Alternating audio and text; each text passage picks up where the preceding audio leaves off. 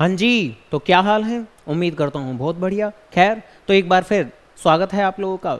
Accounts available है कि इस सीरीज़ में जहाँ हम कवर करके चलते हैं आपकी क्लास 11th का पूरा पूरा 100% सिलेबस यहीं आपके इसी प्लेटफॉर्म पर। तो खैर, एक बार फिर प्रेम से बोलिए राधे राधे। और अब से पहले शुरुआत कर चुके थे हम लोग, ठीक है जी। चैप्टर नंबर 1 हमने ख़त्म कर लिया था पूरी तरीके से। चैप्टर नंबर 2 की बात करते हैं आज की क्लास के अंदर। चैप्टर नंबर 2 शानदार जानदार चैप्टर है आपका, ठीक है जी। और पढ़ना क्या होता है इसके अंदर? सिर्फ और सिर्फ काफ़ी सारी टर्मिनोलॉजीज आपको जाननी होती, ऐसे करके कुछ बातें हैं। तो बेसिकली ये चैप्टर बहुत आसान। तो जैसा कि हम कहते हैं कि शुरुआत में हमें अकाउंट्स के अंदर चैप्टर नंबर 1 और 2 के अंदर बहुत बहुत बहुत सारी थ्योरी पढ़नी पड़ती है। तो ऑब्वियसली इस चैप्टर के अंदर भी ना चाहते हुए भी क्या ही कर सकते हैं, थ्योरी पढ़नी पड़ेगी हम लोगों को। तो यहाँ ये चैप्टर बड़ा सीधा सीधा स्ट्रेट फॉरवर्ड है। चैप्टर नंबर 1 के अंदर तो फिर भी स्टिल आप कुछ फायदे, नुकसान, characteristics, branches of accounting, type of accounting कुछ पढ़ रहे थे। लेकिन यहाँ पर तो बेसिकली आपको सिर्फ और सिर्फ अलग अलग टर्म्स पढ़नी है। अकाउंट कैपिटल ड्राइंग क्या होता है, लाइबिलिटी क्या है, एसेट्स क्या है। तो ऐसे करके कुछ एक बेसिकली टर्म्स रहने वाली हैं। वो टर्म्स आप लोग जान लोगे, उनका मीनिंग आप जान लोगे, बात खत्म। एग्जाम में क्वेश्चन कैसे आते हैं? स्ट्रेट फॉरवर्ड, या तो एमसीक्यू फॉर्मेट के अंदर आने वाले हैं, और या फिर बेसिकली कैसे भी करके लिख देंगे कि right the explanation of the following term या एक्सप्लेन द फॉलोइंग टर्म, ऐसे करके। तो बेसिकली 2-3 पॉइंट आपको बना के दे देंगे। बट मुद्दा ये नहीं है कि एग्जाम में कैसे क्वेश्चन आएंगे। एग्जाम में तो आ जाएंगे आसान से क्वेश्चन। मुद्दा क्या है? क्या है मुद्दा? बताओ क्या है? मेरे गुलगुलो, क्या है मुद्दा? तो मुद्दा ये है कि बेसिकली ये जो चैप्टर है आपके अकाउंट से कंसेप्ट बहुत ज़्यादा स्ट्रॉन्ग बनाता है। तो इस चैप्टर पे इसलिए बहुत ज़्यादा ध्यान देने की ज़रूरत है। शुरुआती चैप्टर है, चैप्टर नंबर 2 आपका। तो खैर, फिलहाल के लिए जी पढ़ते हैं, करते हैं शुरुआत। जहां शुरुआत में आपको अकाउंट नाम की टर्मिनोलॉजी पढ़नी है, कैपिटल नाम की टर्मिनोलॉजी पढ़नी है, ड्राइंग नाम की टर्मिनोलॉजी पढ़नी है, ठीक है जी। अकाउंट्स, अकाउंट क्या होता है? तो अकाउंट्स के अंदर, अकाउंट्स नाम के सब्जेक्ट के अंदर अकाउंट बेसिकली एक क्या चीज़ है कि किसी भी चीज़ को पुकारने के लिए हमें एक हेड देना होता है, और उस हेड के अंदर उसकी सारी ट्रांजैक्शन आती हैं। अब जैसे कि कैश के अंदर कैश की सारी जानकारियाँ आएंगी, कैश अकाउंट बना दिया जाता है। रेंट की सभी जानकारियों के लिए रेंट का एक हेड बनाएंगे, रेंट का एक अकाउंट बनाएंगे जिसमें रेंट की सारी जानकारियाँ आएंगी। परचेज, अगर कभी भी आपको ये जानकारी प्राप्त करनी है कि हाँ भाई परचेज, कब कब आपने सामान परचेज किया है, खरीदा है, तो उसके लिए अलग से एक परचेज अकाउंट बना के तैयार किया जाएगा जिसके अंदर परचेज की सारी जानकारी आ जाएंगी। तो अकाउंट क्या है? एक बेसिकली हेड होता है। और क्या ये एक ऐसा हेड है जिसके अंदर सिर्फ और सिर्फ कैश ट्रांजैक्शन ही आती हैं? तो जवाब है ना, कैश भी आती हैं और क्रेडिट भी आती हैं। ये क्या है? ये एक पर्टिकुलर हेड है ना। अब रेंट की जानकारियों के लिए आपको रेंट अकाउंट में जाना है, सैलरी की जानकारियों के लिए सैलरी अकाउंट में जाना है। तो ऐसे करके बातें हैं। और बाकी इन अकाउंट की रिलेवेंस है क्या? तो वो तो भाई आगे जाकर जैसे जैसे आप इन चीज़ों का इस्तेमाल करेंगे तो तब जाके आपको ये चीज़ें समझ में आ जाएंगी कि ठीक है, इन चीज़ों का इस्तेमाल है क्या आखिर। तो अकाउंट क्या है? बेसिकली किसी भी एक पर्टिकुलर हेड को कहते हैं हम अकाउंट, जिसके अंदर उससे रिलेटेड सभी की सभी ट्रांजैक्शन रहती है। देन इसके बाद में मोस्ट इंपॉर्टेंट टर्मिनोलॉजी, जिसको खा के डकार तक ले लेनी है आपको, हाँ ले लेनी है, ध्यान रखना है ना। जैसे होता है ना, किसी चीज़ को अच्छे से खाते हैं, डाइजेस्ट करते हैं, मज़ा आ जाता है एकदम। तो ऐसी कैपिटल को खा जाइए, कैपिटल को डाइजेस्ट कर लीजिए और आराम से बिल्कुल आओ पढ़ें। तो कैपिटल क्या है? कुछ नहीं, बड़ा आसान। एक बिजनेसमैन बिजनेस को शुरू करने के लिए या बिजनेस को एनहांस करने के लिए, इंक्रीज करने के लिए, एक्सपेंड करने के लिए अक्सर बिजनेस में पैसा लगाता है। तो वो जितना भी मनी, जितनी भी चीज़ें इन्वेस्ट करता है, वो सभी चीज़ें हमारी कैपिटल कहलाती हैं। ऐसे करके बात है मेरे गुलगुले, और क्या। तो बेसिकली बिजनेस को शुरू होने के लिए, बिजनेस को एक्सपेंड करने के लिए बिजनेसमैन जो भी पैसा लगाता है, amount invested by the businessman. तो amount invested by the businessman, जो भी पैसा लगा रहा है, कोई प्रोप्राइटर। अब अगर अकेला बिजनेसमैन होगा तो उसे प्रोप्राइटर पुकारते हैं। प्रोप्राइटर बिजनेस कौन होता है? जहां अकेला एक ही बिजनेसमैन है। अगर पार्टनरशिप का बिजनेस चल रहा होगा तो उसमें तो भैया पार्टनर लोग लगाएंगे पैसा, सीधी सी बात है। और देखो, शुरुआत में भी इन्वेस्टमेंट हो सकती है और सीधी बात है कोई और भी दोबारा से ये पैसा लगाया जा सकता है। और साथ ही साथ अगली चीज, कभी भी कैपिटल क्या कि बिजनेसमैन ने बिजनेस में पैसा लगाया, ये कैपिटल है। कभी भी बिजनेस के अंदर अगर कोई भी फायदा हुआ, बिजनेस के अंदर प्रॉफिट हुआ, तो हम बिजनेसमैन को दे देते हैं, बिजनेसमैन की कैपिटल को एनहांस कर देते हैं, बिजनेसमैन की कैपिटल को बढ़ा देते हैं। ऐसे करके कुछ बात है मेरे बच्चे। तो बेसिकली कोई भी अगर प्रॉफिट होगा तो वो हम बिजनेसमैन को देंगे, बिजनेस की कैपिटल को इंक्रीज करके। और अगर कोई भी नुकसान होगा, घाटा होगा, परेशानी होगी, तो बिजनेसमैन की ही कुकर्मों की वजह से हुआ होगा, बिजनेसमैन की ही गलत फैसलों की वजह से हुआ होगा। तो बिजनेसमैन की ही कैपिटल को डिक्रीज कर दिया करते हैं मेरे बच्चे। तो बस ऐसे करके मेरी बात हो गई। तो अगर कोई भी प्रॉफिट होगा कोई भी प्रॉफिट होगा तो उस बिजनेसमैन की कैपिटल के अंदर आपको ऐड कर देना है, ठीक है जी। लिखा हुआ है कि ये जो है ये कैपिटल को इंक्रीज कर देता है। और ऑन दी अदर हैंड, और ध्यान रखना ये जितने भी आपके सारे के सारे इस चैप्टर नंबर 1 के 2 के इनके नोट्स हैं, ठीक है जी। मैं बार बार हर क्लास में तो शायद ना बोल पाऊँ, कोशिश करूँगा सब में बोलने की, कि इनके जो भी नोट्स हैं वो मैं आपको डिस्क्रिप्शन में लिंक भी प्रोवाइड कर दूंगा, तो आप वहाँ से भी डाउनलोड कर सकते हैं। टेलीग्राम का लिंक है तो वहाँ से आप डाउनलोड कर सकते हैं, ठीक है जी। तो ऑन दी अदर हैंड, जबकि दूसरी ओर अगर कभी भी आपको कोई भी नुकसान होगा तो जितने भी नोट्स हैं हमेशा डिस्क्रिप्शन में मिलेंगे। नाला को ध्यान से सुन लेना, जितने भी नुकसान है या कोई भी पैसा निकाला गया तो ऐसे में बेसिकली जो कि कैपिटल है वो आपकी कम हो जाएगी। तो मुद्दे की बात कैपिटल क्या है, बिजनेसमैन जितने बिजनेस के अंदर पैसा लगाता है वो आपकी कैपिटल कहलाती है। प्रॉफिट होगा तो ऐड कर दिया जाएगा, लॉस होगा तो माइनस कर दिया जाएगा। तो ऐसे करके बातें हैं मेरे बच्चे। और एक बिजनेस के अंदर जितने भी एसेट्स हैं उसमें से अगर आप बाहर की ली हुई लाइबिलिटी माइनस कर दो तो बिजनेस में लगाया हुआ पैसा आ जाता है। एक बार फिर, अगर आपके बिजनेस में जितने भी एसेट्स हैं उसमें से अगर आप बाहर की ली हुई लाइबिलिटी एलिमिनेट कर दो, जैसे आपके बिजनेस में आज की डेट में 10 लाख के एसेट्स हैं और आपने 2 लाख रुपए बाहर से मार्केट से उठाए हैं, तो इस बात का मतलब है आपने 8 लाख का लोन लिया होगा। दोबारा से, अगर आपके बिजनेस में 10 लाख के एसेट्स हैं आज की डेट में और आपने 2 लाख रुपए बाहर से उधार लिया है, लाइबिलिटी ली है, तो दैट मीन्स आपने 8 लाख रुपए उधार लिया है। तो कुल मिला के मुद्दे की बात यही है कि दोनों के डिफरेंस अमाउंट को हम कैपिटल कह दिया करते हैं। और ये चीज़ तो बच्चे कनेक्ट कर सकते हो आप लोग, अगर जिसने तरीके से सभी के सभी क्लासेस देखी हैं यहाँ हमारे इस प्लेटफॉर्म पे। यानी जो लोग अकाउंटिंग इक्वेशन अभी तक कर चुके हैं, माना अकाउंटिंग इक्वेशन चैप्टर नंबर 5 है, लेकिन अगर जो कर चुके हैं, जो इन्होंने नहीं किया तो प्लीज़ वो कर लें, है ना। प्रीवियस लेक्चर्स में मिल जाएगा आपको बड़े आराम से इस प्लेलिस्ट के अंदर।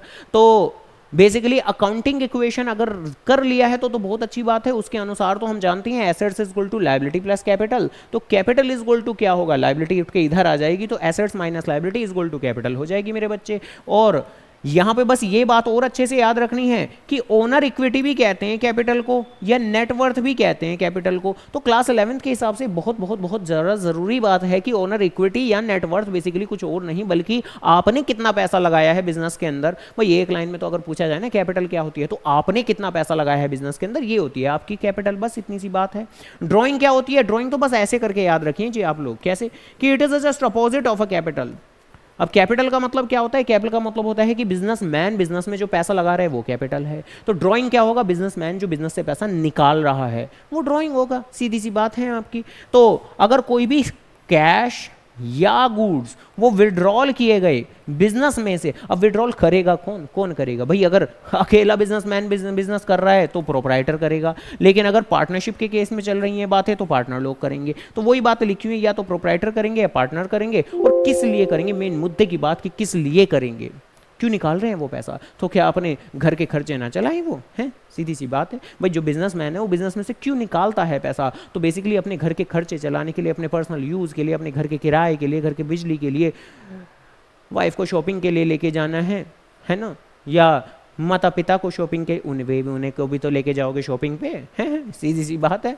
तो फॉर देयर पर्सनल यूज, यानी मुद्दे की बात कि किसी भी कारण से अपने पर्सनल पर्पज के लिए बिजनेस में से अगर कोई भी पैसा निकाला जाएगा तो उसे हम ड्राइंग पुकार देते हैं। बस इतनी सी बात है, ठीक है जी। और है ही क्या।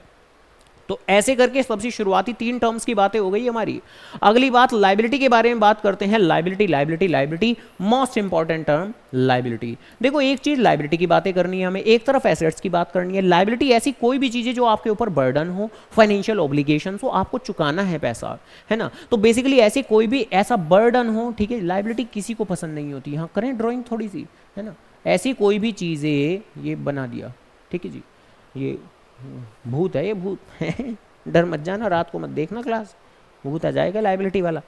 तो फाइनेंशियल ऑब्लिगेशन ऐसी कोई भी चीज़ें जो आपके ऊपर भूत बन के बैठी हों, ठीक है जी, आपके ऊपर बर्डन की तरह हो, आपके ऊपर उधार की तरह हो, आपके लिए डेट की तरह हो, जो कि एक बिजनेस ओव करता है। बिजनेस ओव करता है मतलब उसके ऊपर उधार है। ओव करना मतलब उधार होना, ठीक है जी। तो बिजनेस के ऊपर ओव है, उधार है टू अदर्स, ठीक है जी। तो बिजनेस ने ओव किया हुआ है, उधार लिया हुआ है और लोगों के लिए, और ये बिजनेस इज लायबल टू पे, ठीक है जी। यानी कि कुल मिला के जो है बर्डन है हमारे ऊपर। अब कायदे से वैसे देखा जाए तो एक जो बिजनेस की लायबिलिटी है वो तो बिजनेसमैन के टुवार्ड्स भी है ना भाई। बिजनेस की लायबिलिटी बिजनेसमैन के टुवार्ड्स भी है कि बिजनेस में जो पैसा, ये वाली बात ध्यान से सुनना, बिजनेस में जो पैसा बिजनेसमैन ने लगाया है, बिजनेस में जो पैसा बिजनेसमैन ने लगाया है वो पैसा बिजनेसमैन भी निकाल सकता है, तो वो भी एक लायबिलिटी है, हालांकि वो एक इंटरनल लायबिलिटी के तौर पर बोलते हैं हम। इंटरनल लायबिलिटी यानी बिजनेस के ऊपर जो बिजनेसमैन की लायबिलिटी है कि भाई वो अपना लगाया हुआ पैसा कभी भी निकाल सकता है, तो ये एक इंटरनल लायबिलिटी है, क्योंकि आमतौर पे तो वो सारा पैसा तो कभी नहीं निकालेगा, सीधी सी बातें हैं। आम सर्कमस्टेंसेस में तो बिजनेस चल रहा है ना हमारा, तो वो सारा पैसा तो कभी नहीं निकालेगा, तो वो इंटरनल लायबिलिटी है। हाँ, उसके अलावा बाकी की जितनी भी चीज़ें हैं हमारी, है मार्केट से उधार लिया हुआ है हमने, बाकी पार्टी से उधार लिया हुआ है, बैंक से लोन लिया हुआ है हमने, तो ये जो इस तरह की चीज़ें आ जाती हैं हमारी, ये हमारी एक्सटर्नल लायबिलिटी के कैटेगरी में आएंगी। तो बेसिकली जो towards owner of the business हैं, यानी कि बिजनेसमैन ने बिजनेस में पैसा लगाया, जिसे कैपिटल पुकारते हैं हम, तो बेसिकली वो तो एक इंटरनल लायबिलिटी है, बट उसे छोड़कर बाकी सब एक्सटर्नल लायबिलिटी है। अब देखो ये जो ये बाइफर्गेशन लिखा हुआ है ना, करंट और नॉन करंट, ये बेसिकली एक्सटर्नल लायबिलिटी का ही है मेरे गुल्लू, हैं मेरे प्यारे प्यारे बच्चे, ध्यान रखना, इंटरनल लायबिलिटी का नहीं है ये। और आमतौर पर जब कभी भी अकाउंटिंग दुनिया के अंदर अगर खाली लायबिलिटी वर्ड लिखा हुआ हो तो उसका मतलब आप एक्सटर्नल लायबिलिटी ही निकालेंगे। जैसे अगर अकाउंटिंग इक्वेशन पढ़ चुके हैं या पढ़ेंगे तो वहां पर भी asset is equal to liability plus capital आता है, तो वहां पर लायबिलिटी जो शब्द है, लायबिलिटी जो वर्ड है, उसका मतलब ऐसा नहीं है कि इंटरनल है या एक्सटर्नल है या दोनों है ऐसे करके, उसका क्या है मतलब, उसका मतलब है external liability. When ever nothing is mentioned आप एक्सटर्नल लायबिलिटी मान के चलते हैं। लायबिलिटी दो हिस्सों में है, ये एक मोस्ट इंपॉर्टेंट बात है, तो इस बात को प्लीज कान खोल के अपने दिमाग में बिठा लीजिए कि लायबिलिटी दो हिस्सों में होती है। एक होती है आपकी करंट लायबिलिटी और एक होती है आपकी non current liability. Current liability का मतलब ऐसी लायबिलिटी जो आपके शॉर्ट टर्म में ही रिपेबल है, जो आपको जल्दी ही रिपे कर देनी पड़ेगी, यानी शॉर्ट टर्म का मतलब लेस देन 12 मंथ, यानी ऐसी liability these are the loan या ऐसा कोई भी बर्डन जो आमतौर पर जो कि है बहुत ज़्यादा लंबे वक्त के लिए नहीं रहेगा। अच्छा, ये वाली एक्सप्लेनेशन गड़बड़ हो गई, ये नॉन करंट की एक्सप्लेनेशन है और करंट की एक्सप्लेनेशन यहाँ मिलेगी आपको। तो basically these are the obligations which are payable within a period of 12 months. ठीक है जी, ये वाली बात ध्यान रखना, इसकी एक्सप्लेनेशन इधर है, गड़बड़ हो गई। तो विद इन अ 12 मंथ्स के अंदर जो रिपेबल करनी है, यानी कि शॉर्ट टर्म में जो रिपेबल करनी है, वो आपकी करंट लायबिलिटी कहलाती है। जबकि नॉन करंट लायबिलिटी कौन सी रहेगी, जो लंबे वक्त में रिपेबल है। ठीक है जी। अब लंबे वक्त में आमतौर पर क्या रिपेबल होता है, बताओ क्या होता है, हम बैंक से लोन लेते हैं, वो लंबे वक्त में रिपेबल रहता है। तो नॉन करंट लायबिलिटी में मेजरली तो कौन सा आने वाला है, टर्म लोन आ जाएगा। ठीक है जी, आपने बैंक से लोन लिया है, आमतौर पर फटाफट से तो नहीं रिपे करते हैं हम, 4-5 साल, 10 साल या कई बार तो 15, 20, 25 सालों तक भी रिपे करते हैं। शॉर्ट टर्म वाली लायबिलिटी कौन सी होती है, अब आपने मार्केट से माल उठा लिया, गुड्स परचेज कर लिया उधार में, क्रेडिटर बन गए आपके। क्रेडिटर कौन होते हैं तो जान लिया हमने। अगर शुरुआती लेक्चर्स नहीं देखे तो कोशिश करो चैप्टर नंबर 2 को तो बहुत बाद में देखना है आपको। सबसे पहले एटलीस्ट चैप्टर नंबर जो हमारा लेक्चर नंबर 1, 2, 3, 4 इसी ही प्लेलिस्ट सीरीज के अंदर दिया हुआ है, जो लेक्चर नंबर 1, 2, 3, 4 है, सबसे पहले भाई वो तो जरूर देख लेना है हमें, क्योंकि वो जब तक नहीं देखेंगे तब तक मतलब ये क्रेडिटर डेटर ये बीच बीच में ऐसी ऐसी टर्म्स आ जाती हैं तो हमें थोड़ी दिक्कतें आती हैं। तो इसलिए पहले वो बेस कंसेप्ट बना लें। ठीक है जी, हमने ये जो ये पूरा का पूरा सीक्वेंस बनाया है, अकाउंट्स अवेलेबल है प्लेटफॉर्म पर, आपकी पूरी की पूरी क्लास 11th, पूरी की पूरी क्लास 11th के एक एक क्वेश्चन, एक एक टॉपिक, सारी की सारी चीज़ें कवर करके चलेंगे अब। ठीक है जी, आपकी बिल्कुल बेहतरीन एकदम शानदार प्रैक्टिस करा के चलेंगे। लेकिन हाँ, ऑब्वियसली आपको भी साथ देना होगा, तरीके से ही चीज़ों को चलना पढ़ना है। ठीक है जी, ऐसे ही रैंडमली कुछ भी पिक कर लेंगे तो समझ तो आएगा, मज़ा तो आएगा, लेकिन पूरा नहीं। तो पूरा आनंद लेने के लिए हमारे साथ पूरी तरीके से जुड़िए रहिए। तो चलिए, खैर फिलहाल के लिए मैं बात कर रहा था कि मार्केट से उधार में अगर सामान खरीद लेते हैं तो क्रेडिटर बनते हैं या बिल पेबल बनते हैं, या अगर कोई खर्चे हम किसी कारण से रिपे नहीं कर पाते तो आउटस्टैंडिंग एक्सपेंस वो कहलाते हैं, तो करंट लायबिलिटी वो हमारी कहलाते हैं। तो मोटे तौर पर जो लायबिलिटी है वो क्या है, आपके ऊपर बर्डन की तरह है। कुछ लायबिलिटी जो लंबे वक्त की है वो नॉन करंट, जो छोटे वक्त की हैं वो आपकी करंट लायबिलिटी कहलाती है मेरे गुल्लू। और इसी के साथ मेरी बात खत्म। अगली बात करते हैं एसेट्स। एसेट्स बिल्कुल लायबिलिटी का जस्ट अपोजिट बातें हैं। जैसे लायबिलिटी आपके ऊपर एक बर्डन की तरह है, तो एसेट्स आपके फायदे की बातें होती हैं। आपकी जमीन जायदाद, दीज आर द प्रॉपर्टीज, ये आपकी जमीन जायदाद, आपकी ऐसी कोई भी चीजें जो आपको आज और आगे आने वाले कल में फायदा दे रही हैं, आज और आगे आने वाले कल में फायदा दे रही है। आपकी ज़मीन जायदाद, आपका कैश, आपका बैंक, आपकी ज़मीन, आपकी जायदाद, आपकी इन्वेस्टमेंट, आपके शेयर्स, आपके डिबेंचर, जो भी आपने खरीदे हुए हैं। सोना, कौन सा सोना, सोना, अरे सोना गोल्ड, गोल्ड। अगर गोल्ड आपने खरीदा है, नालायक हो, वो स्लीपिंग मोड वाला सोना नहीं, वो एसेट कहाँ से होगा, वो तो आपको नुकसान में लेके जाएगा। सही वक्त पे लिमिटेड सोना है, करेक्ट सोना है, जितनी ज़रूरत है सिर्फ उतना सोना है, स्लीपिंग मोड वाला सोना, और तभी तो आएगा असली वाला सोना, गोल्ड वाला सोना। चलिए खैर, तो बेसिकली जो आपकी ज़मीन जायदाद और जो आपका असली सोना 24 कैरेट खरा सोना है वो आपके लिए एसेट कहलाएगा। तो दीज आर द प्रॉपर्टी, ऐसी प्रॉपर्टीज होती हैं जो ओन करता है एक बिजनेस और जिसकी मदद से बिजनेस कैरी ऑन करने में काफ़ी आसानी मिलती है। तो एसेट्स क्या हैं? जैसे लायबिलिटी तो आपके ऊपर बर्डन था, ऐसी कोई भी चीज़ें जो आपके फ़ायदे की हैं, आपकी प्रॉपर्टीज़ हैं, आपको आपके बिजनेस करने में मदद करती हैं, तो वो आपके एसेट्स कहलाते हैं। ठीक है जी, और आपको अर्न करने में मदद करती हैं ऑपरेटिंग रेवेन्यू, यानी कि जो आपकी मेन बिजनेस की इनकम है। अब जैसे लायबिलिटी आपकी अलग अलग टाइप की थी, नॉन करंट और करंट, तो ऐसी एसेट्स भी आपके अलग अलग टाइप के हैं, नॉन करंट, करंट, हालांकि यहां पर एक टाइप और आ गया फिक्टिशियस एसेट, कोई बात नहीं। तो देखो नॉन करंट एसेट तो फिर से वही होगा कि भाई ऐसे कोई भी एसेट जो आपको लॉन्ग टर्म तक फायदा पहुंचाएंगे, यानी कि आज और आगे आने वाले कल, यानी आमतौर पर मोर देन 12 मंथ्स। और अगर कोई भी एसेट्स होंगे जो शॉर्ट टर्म में आपको फायदा पहुंचाएंगे तो वो आपके लॉन्ग टर्म कहलाएंगे। तो नॉन करंट एसेट्स कौन कौन से रहेंगे आमतौर पर? भाई हमारी जो बिल्डिंग है जहां पर हम बिजनेस कर रहे हैं, कलर जरा चेंज कर लीजिए, है ना बेहतर नहीं दिख रहा है, अभी भी नहीं दिख रहा, अब दिखेगा। तो बेसिकली आपकी बिल्डिंग हुई, ज़मीन हुई, लैंड हुई, आपका फर्नीचर हुआ। देखो ये सभी चीज़ें बहुत लंबे वक्त तक चलती हैं भाई। आमतौर पर जब हम खरीदते हैं तो ऐसा तो नहीं है कि हाँ बस एक आध महीने चलिए, एक आधे हफ्ते चलिए, बिल्कुल लंबे वक्त के लिए आपका ये, आप इन्हें इस्तेमाल कर सकते हो, इनसे बेनिफिट ले सकते हो। तो बिल्डिंग हुआ, लैंड हुआ, फर्नीचर हुआ, मशीन हुआ, ये सभी सभी लंबे वक्त तक फायदे देने वाली चीज़ हैं। ये ऐसी चीज़ें होती हैं आमतौर पर इन्हें आप बेचने के लिए नहीं खरीदते, बल्कि किस लिए खरीदते हैं कि आप इनकी मदद से लंबे वक्त तक बिजनेस में बेनिफिट लेते रहें।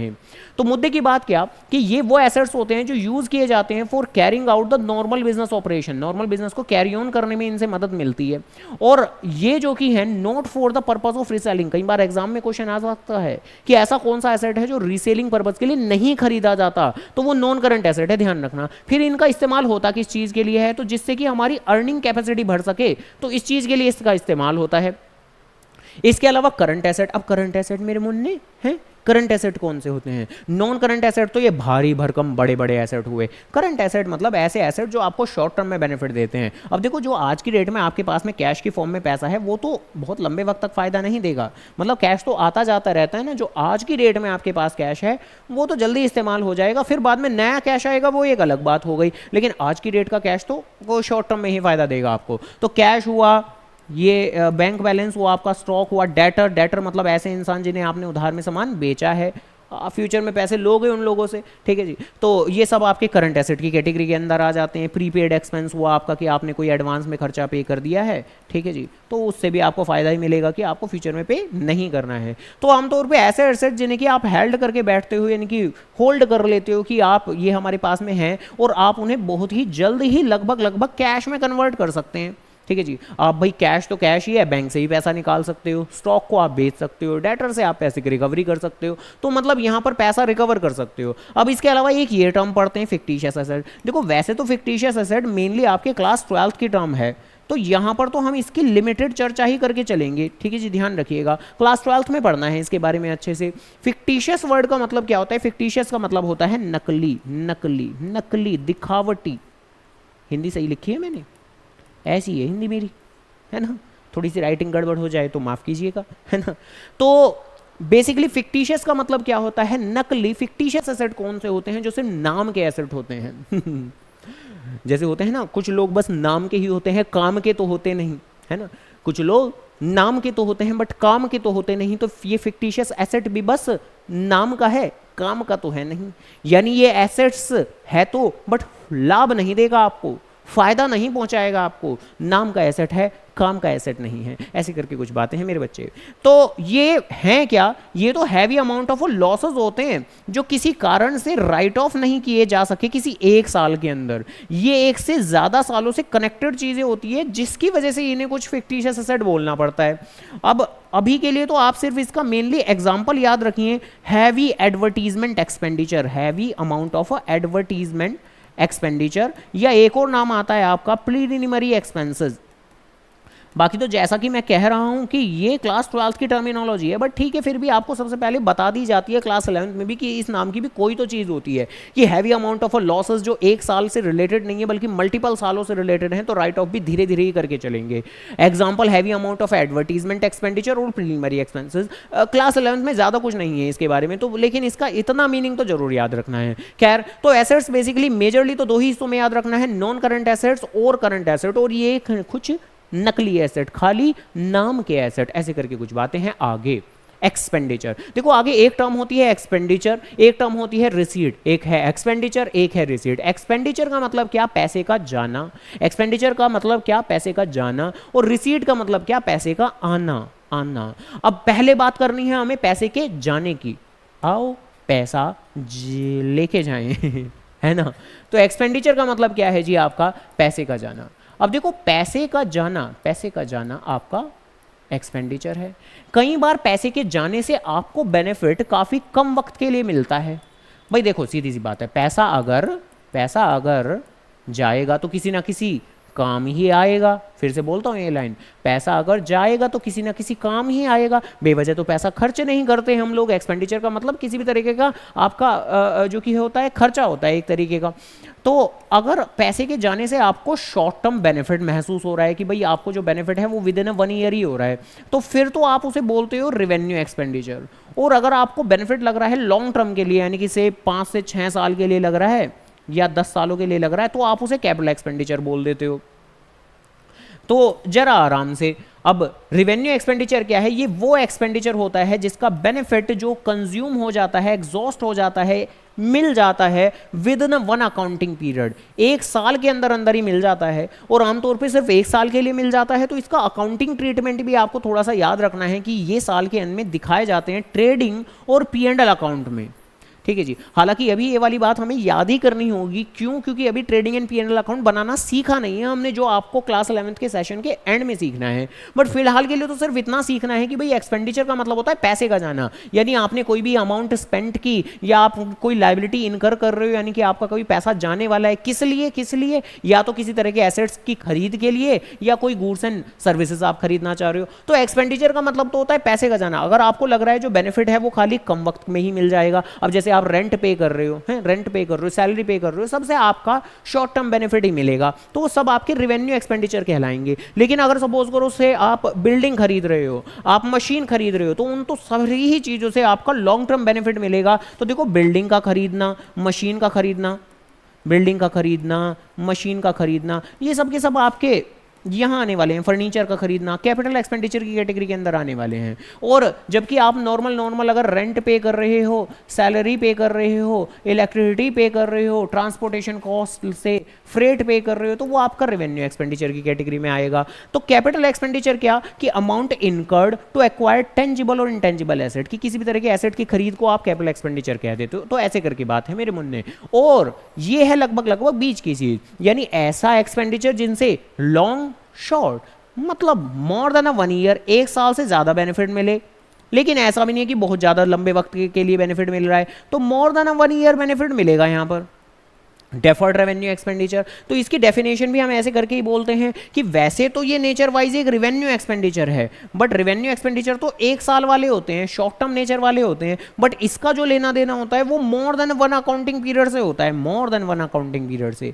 और मोर देन 1 अकाउंटिंग पीरियड, लेकिन इतना भी ज्यादा नहीं कि 5 साल 6 साल 10 साल जैसे कैपिटल एक्सपेंडिचर था। तो बेसिकली इसको बीच का आइटम मान के चलते हैं, मिडिल का आइटम मान के चलते हैं डेफर्ड रेवेन्यू एक्सपेंडिचर। एग्जाम्पल इसका सिर्फ एक ही याद रखना है आपको, अगेन कौन सा, वो जो पीछे लिखा था ना एक, ये heavy amount of advertisement expenditure, तो यही याद रखना है आपको, heavy amount of advertisement expenditure. या अगर सपोज करो आप कोई रिसर्च वगैरह पे खर्चा कर रहे हो तो वो भी डेफर्ड रेवेन्यू एक्सपेंडिचर हो जाएगा। ऐसे करके बात है मेरे मुन्ने। आगे रिसीट्स का मतलब कोई भी पैसे का आना, कोई भी अमाउंट है जो आप रिसीव कर रहे हो या रिसीवेबल है, यानी कि आनी बाकी है, और क्यों आएगा पैसा, तो आपने कोई सामान वगैरह या सर्विसेज वगैरह या कोई एसेट्स वगैरह बेच दिया होगा। अब देखो आसान भाषा में तो अगर सपोज करो आपने एसेट्स वगैरह कोई भी बेचा होगा, एसेट्स बेच लिया होगा, एसेट बेच दिया होगा, या लायबिलिटी लेने से भी पैसा आएगा कि नहीं है, बताओ। भाई लोन लेंगे हम, लायबिलिटी लेंगे, तो पैसा आएगा या नहीं, तो हाँ पैसा आएगा। तो ये तो होती है कैपिटल रिसीट। लेकिन अगर सपोज करो आपका जिस चीज़ का धंधा है, आपका जिस चीज़ का बिजनेस है, आप वो बेच रहे हो, जो बहुत अच्छी बात है। देखो रेवेन्यू रिसीट अच्छे नेचर की चीज़ें होती हैं, ये बहुत अच्छी हैं, आप जितना ज़्यादा करोगे बहुत ही ज़्यादा बेहतरीन है, बहुत बढ़िया है, शानदार है। लेकिन कैपिटल रिसीट आमतौर पर आपके लिए अच्छी नहीं रहने वाली, ठीक है जी। ये तो बहुत भयंकर चीज़ें होती हैं आपके लिए। क्यों? क्योंकि अगर आप एसेट बेच दोगे तो आज तो बेच दोगे, लेकिन भविष्य का क्या? अब भविष्य अंधेरे में है। आप लायबिलिटी ले लोगे, आज तो लोन ले लोगे, लेकिन अगले साल से क्या? इंटरेस्ट का बर्डन पड़ेगा। तो कैपिटल रिसीट अच्छी नहीं होती। ये होती क्या है कि आपने अमाउंट मिल रही है, रिसीवेबल है, लेकिन कौन सी ट्रांजेक्शन के against? Like sale of an asset या सेल ऑफ इन्वेस्टमेंट, या आपने कोई लायबिलिटी ले ली, तो ये इतनी अच्छी नहीं है। बट कभी भी अगर आप इस तरह की चीज़ें हो रही हैं कि भाई एसेट आप बेच रहे हो, फर्नीचर बेच रहे हो, मशीन बेच रहे हो, बिल्डिंग बेच रहे हो, बताओ जहां बिजनेस कर रहे हैं वो बिल्डिंग ही बेच दी, अब बिजनेस कहाँ होगा, है ना? तो मतलब समझ रहे हो ना कि रिस्की चीज़ें हैं कंपैरेटिवली कैपिटल रिसीट। जो रेवेन्यू रिसीट है वो क्या है कि आपका जिस चीज़ का काम है, आपका कंप्यूटर का काम है, आप कंप्यूटर बेच रहे हो, बढ़िया है ना? तो रेवेन्यू रिसीट ये होती है आपकी। तो इसकी मेन जो क्रक्स आता है डेफिनेशन में, वो आता है कि नॉर्मल कोर्स जो आपके normal course of business transactions हैं, उनसे अगर आप कमाई कर रहे हो, यानी सेल ऑफ गुड्स से कर रहे हो या प्रोवाइडिंग ऑफ सर्विसेज से कर रहे हो, तो उससे अगर आप कमाई कर रहे हो तो वो आपकी रेवेन्यू रिसीट है। तो ऐसे करके बातें हैं। तो डन, इसी के साथ में हमारी बात खत्म हुई इस चैप्टर नंबर 2 के शुरुआती टर्म्स की। चैप्टर नंबर 2, इसमें सिर्फ टर्म्स ही टर्म्स पढ़नी है। ये आपका पार्ट 1 था, ठीक है जी। इसके बाद में जो आपका नेक्स्ट पार्ट होगा वो कंक्लूडिव पार्ट होगा। उस नेक्स्ट पार्ट के अंदर इस चैप्टर नंबर 2 को पूरी तरीके से फिनिश कर देंगे हम। वहां पर भी आपको नई नई टर्म्स ही जाननी है। एग्जाम के पर्सपेक्टिव से तो ये चैप्टर जरूरी है ही, but concept point of view से भी ये चैप्टर आपके लिए बहुत बड़ा माइलस्टोन बन सकता है अगर आप इस पर ध्यान देंगे तो ये चैप्टर बहुत ज़्यादा ज़रूरी चैप्टर है, ध्यान रखिएगा इस बात को। तो चलिए खैर, फिलहाल के लिए तो मेरी बात अभी खत्म होती है। और अगेन एक बार फिर नोट्स आप डिस्क्रिप्शन से डाउनलोड कर सकते हैं। और अगर कोई भी दिक्कत परेशानी, कोई भी कन्फ्यूजन है, समस्या है, परेशानियाँ हैं, तो प्लीज़ आप कमेंट करिए और पूछिए। तो चलिए खैर, फिलहाल के लिए मेरी बात खत्म हुई। तो अकाउंट्स तो अवेलेबल है ही, एट अवेलेबल है। Tata bye bye.